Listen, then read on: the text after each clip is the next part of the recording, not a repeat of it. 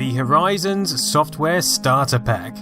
I've had this cassette knocking around for years. Being the tape bundled with the new ZX Spectrums from their launch in 1982, it's evidently the first tape I, and many other Spectrum owners, got their hands on.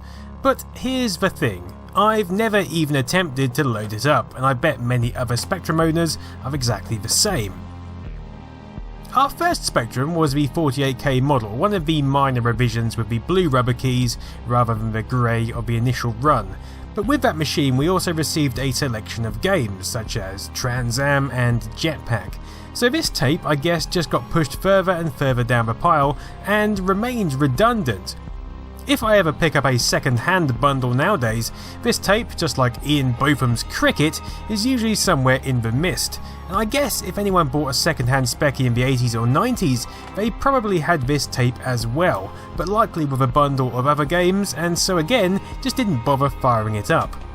So I'm going to change that right now and find out just what is on the Horizons Software Starter Pack. Scion. The same Scion who would later create the Scion Organizer, was one of the first developers to create software for the Specky under distribution of Sinclair Research, having created titles such as Flight Simulation for the ZX81 and Hungry Horace, also in 1982 for the Spectrum. Being the starter tape, the insert gives us a detailed setup and loading instruction guide, before providing an introductory blurb. Horizons is a large introductory software cassette which contains many programs. It has been designed to introduce you to the Spectrum, to describe some of the hardware and system features of the Spectrum, etc. Side A includes a simple interactive description of the Spectrum, and Side B contains a range of interactive programs. And as we can see, we have 6 programs on Side A and 8 on B.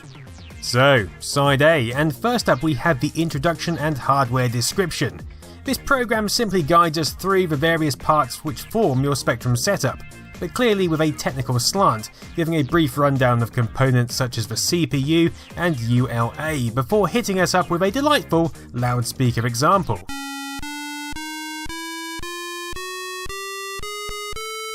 We're then thrust straight into keyboard training, starting with the basics, touching keys, before ramping up to understanding the single key press command entry of the Spectrum and working out just how to activate the multiple functions assigned to each key. And this is pretty essential stuff if you haven't used a Spectrum before. And we end up with a keyword dictionary, just in case you somehow find it easier to load and run this program every time you want to know what a command means, rather than flicking through the manual. Still, I'm sure a younger me would have been captivated by this for a good while. However, Side B is where the fun really starts. Initially we're presented with a menu, allowing us to skip to one of the 8 programs on this side, but of course I'm starting with Through the Wall, titled with a rather gritty patois, perhaps heard from the streets of New York or somewhere. As the blurb says, the classic game using bat and ball. Try and knock the coloured bricks out of a wall to gain maximum points. This is a very simple game written exclusively in BASIC, but for a breakout clone it's actually very playable, and is a good way to begin this side of the cassette. The next program, Bubble Sort, feels rather abstract, and it's here where it becomes clear that this is a tape assembled by engineers trying to show you just what the strengths of a computer are. It's very Sinclair, very sort of lab coat-ish. We're shown how the Spectrum can sort a randomly ordered array of objects, in this instance a bridge hand of 13 playing cards. The program simply considers pairs of cards at a time to gradually order by number and suit. It's not the most riveting watch, but you get an idea of the binary logic behind the scenes. We're then thrust into the evolution of foxes and rabbits, and it seems thrusting is exactly what these rabbits are up to. This program is designed to demonstrate the differential equation capability of the Spectrum, and it does this by asking for the number of foxes and rabbits you would like in your ecosystem before plotting out graphics depicting how quickly they breed versus how quickly they're eaten by the foxes. At the end we get a nice graph and a horrifying realisation of the death involved in what we've just witnessed. Thankfully, the next program is about life. I mean, it is life, a machine code iteration of the game of life.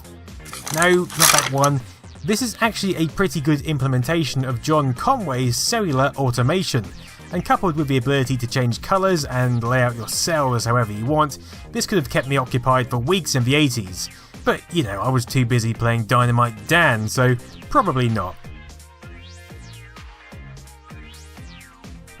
Program 5 is called Draw, and it allows you to plot and draw things. Program 6 is given the suitably glamorous name of Monte Carlo and demonstrates stochastic events, showing us a bar chart of dice rolls and their outcome, which it compares to the predicted outcome, something you could leave running overnight perhaps and then look at with glee in the morning before school, before realising that there in fact had been a power cut in the night, and not only was your program gone, but your alarm clock failed and you were now late for school. Oh, gotta love the 80s. Init 7 is a character generator which allows you to create character graphics for your programming needs. Lovely job. And last, but by no means least, it's Waves, described as demonstrating the phenomena of beating in music and elsewhere. I think they probably ran out of space in the inlay to describe this properly, but it allows you to create two waves, which it then combines, and sometimes you get a pretty pattern, like this, which is kind of neat. And that's it, this is the Horizons cassette. It's an interesting bag or cassette, which I think is summed up best by a reviewer by the tag of Dandy Boy on the World of Spectrum website. Horizons was the first tape I ever run into a Spectrum ZX, so my memories about it are magical. I was 7 then and my grandpa presented me this tape as a gift. I had never seen anything resembling a computer before, so I was mesmerised. It was love at first sight when I first stared at those flashing colours and heard those 8-bit beeping sounds.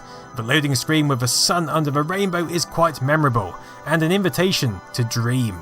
Horizons was a strange tape though. Many of the programs included were weird applications, and I never got used to them.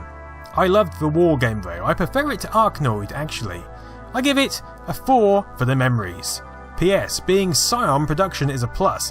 I'm in love with Scion in a computational way. And yes, Dandy Boy, I couldn't have put it better myself. Thanks for watching this to the end. If you want to support my channel, you can via Patreon. You can also click on another video or subscribe or just leave. It's entirely up to you. In any case, thank you very much for watching and have a good evening.